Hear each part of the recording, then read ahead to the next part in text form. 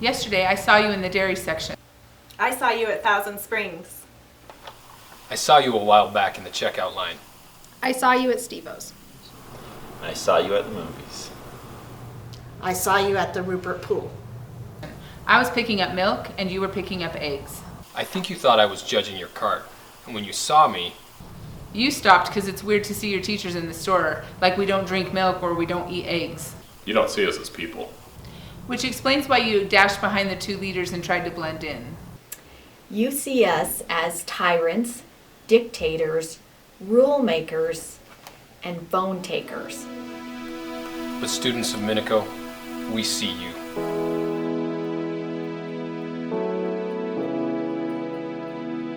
We see you push open doors, darkness, and hope.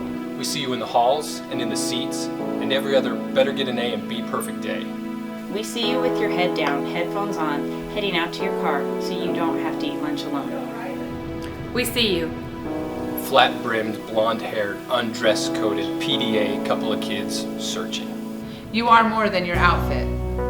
You are more than the sports you play and the one you don't.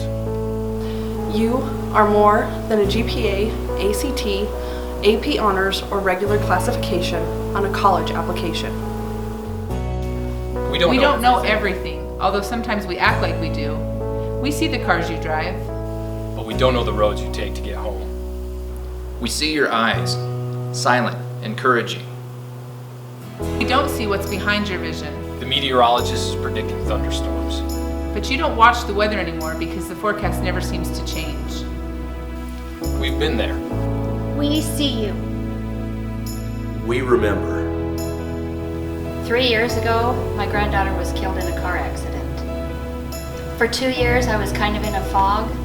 This past year, the fog is kind of lifted, but I also thought I would be getting a lot better, and I'm really not getting much better.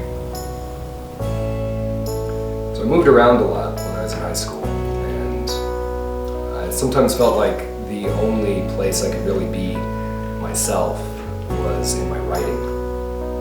We see you with your leggings, your Jedi braids, and your beanies. We dressed like that too. In the 80s. And depending on the day, we're still there. Because battlefields will grow like wildflowers everywhere you bloom. I've been where you've been, depressed. I got through it with counseling. When I was in high school, I never really fit in. I didn't have any friends. I was never part of any group, and people made life pretty miserable for me. But it was because of a couple of teachers that saw me that I'm still here today. So that's why I became a teacher. I wanted to be the person who could see you, who saw your potential, who sees who you really are, and to show you that I support you and that you can accomplish anything you put your mind to. I was a really cute kid, really cute baby. This is my second grade picture. Cute, huh? But in second grade, I started to feel like I was different. I got teased, I got bullied because I was bigger than everybody else. And it really started to affect me. But I was still happy, still joyful, lived my life, did what I could. Went to college, graduated, wanted to be a teacher. Did a few fun things after college before I was going to be an adult. Hung out with friends, had a good time. Wasn't ready to be a teacher, so I kind of wandered for quite a few years. And then, this is my brother. He died. He was killed in a car accident, and that broke my world. I fell into a horrible depression, and I just didn't want to go on. But I had some good friends that said, you need to go on. So I did. And so, fast forward, I came to Idaho to live with some good friends, and became a teacher. Started East Minico, West Minico, West Minico. And after my third year, I met someone great, and we were going to get married. So I moved to Kansas because he was everything I ever wanted. And guess what? He wasn't. So I ended up coming back, right back to where I was, in Burley, Idaho. Got my apartment, but I'd lost my job. I'd lost my sense of purpose. I'd lost who I was. And when I saw my kids from East and West Minico, they said, Mrs. Holman, come back, come back. I couldn't. I was too depressed. Depression is a real thing, and it debilitated me for 4 years. I wandered. I got a job, did what I could, but I ate my feelings, and I ate, and I ate, and I ate. And about 4 years after I came back from there, I decided I needed to work with kids again. So I did. Started substitute teaching. Where? Back in this district again. Started getting that spark and that fire again of who I really was. But still got bullied, still got teased, still big. But that didn't change who I was inside. Fast forward, 2012, got married. Great guy caught me. I caught him. Great guy. But I still didn't like who I was inside. So I ate my feelings, ate. Got bigger and bigger and bigger. Fast forward, got a job here at Minico High School. Love it, almost every day. But last year, right before graduation, I got very sick.